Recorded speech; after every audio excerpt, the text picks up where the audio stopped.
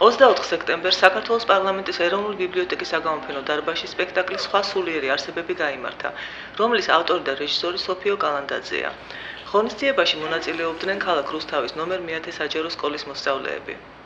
ეს არის მონოსპექტაკლი სხვა სულიერი არსებები, ასე ეწოდება ამ პიესას. წარმოადგენთ ქალაქ რუსთავის ნომერ 1 საჯარო სკოლას და მონაწილეობენ მე-11 კლასის მოსწავლეები.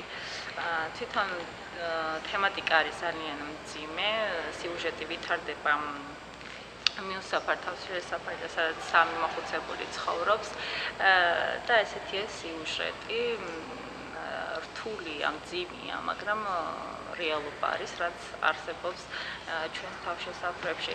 უბრალოდ მე მინდოდა ეს პიესა მეკუთვნის მე განახორციელე და დადგი, მინდოდა მეთქვა, რომ მეტად იყოს ადამიანებში ურთიერთკარგება, დამოკიდებულება ოჯახის წევრებს არა მარტო მათ შორის, არამედ ზოგადად ადამიანის მიმართ და ეს იყოს თბილი ურთიერთობა, რომელსაც აქამდე ამ ზღვარამდე არ მიიყვანოს ქალბატონები.